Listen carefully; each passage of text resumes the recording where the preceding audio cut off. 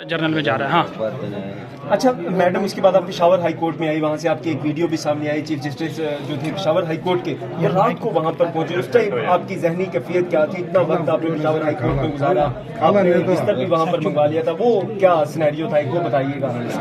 मेरी जो वो थे नॉमिनेशन पेपर तक रिजेक्ट कर दिए गए थे और मैं ट्राइब्यूनल में मेरा केस चला गया था और वहाँ पे मुझे प्रोक्लेम ऑफेंडर करार दे दिया गया था।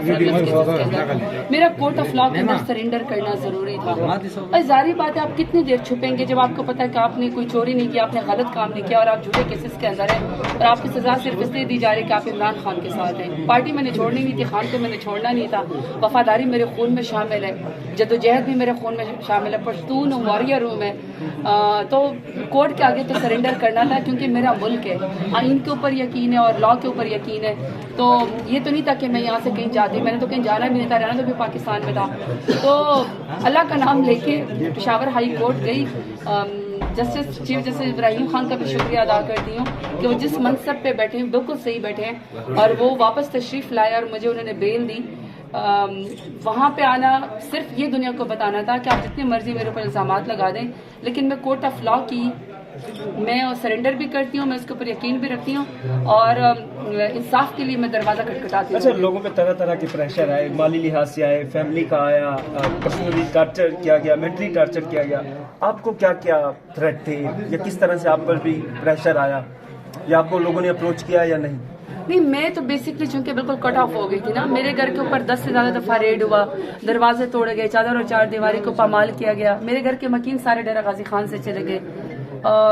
हम लोगों ने वहाँ पे जो डेरा गाजी खान की पहली जामा मस्जिद है, खान मस्जिद बनवाई हुई है और वहाँ पे नमाजियों को तंग किया जाता था। डेरा गाजी खान का पहले इस्लामी स्कूल की ज़मीन भी हमने वक्फ की हुई है, वहाँ भी लोगों को तंग किया जाता था। चूँकि मार्केट में मेरा घर है तो मार्केट भी लोगों को 10-10 दिन उनकी दुकानें रमज़ान मुबारक में बंद कर दी गई कि वो समझते हैं कि शायद मेरे साथ उनका कोई ताल्लुक है।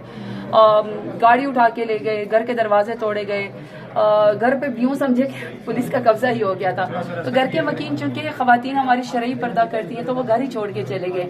लेकिन था बड़ा मुश्किल वक्त, लेकिन अगवा पर बयान देना नहीं था, तो इसलिए मैंने बिल्कुल ही सिम शेम सारा वो फेंक दिया। और आपको जो मैंने कहा, मैंने फिर बुक्स पढ़नी शुरू कर दी और वो मैंने आपको बताया कि मैंने जो 5 बड़े जर्नल थे इस्लामी हिस्ट्री के अंदर, वो एक कट ऑफ लाइफ के बाद पाकिस्तान के ऐवान में आके बैठना, आवाम को रिप्रेजेंट करना, क्या माइंडसेट बना? बस फिर देखिए, वही गयूर अवाम है ना।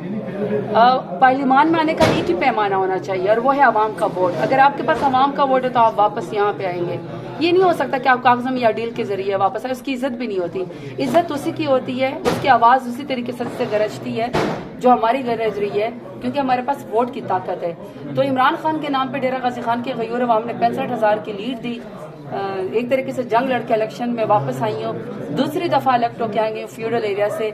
ये डेरा गाजी खान के गयूर अवाम का, इमरान खान के ब्रांड का शुक्रिया कि जेल के अंदर रह के हमें इलेक्शन जितवा। मैडम, आपका शुक्रिया, 2 मिनट के लिए आप आई थी, सर में शदीद दर्द था, बहुत लोगों को टाइम पैनाडोल आपने मैंने आपके हाथ में दिया, आप चाहे। शुक्रिया। Thank you.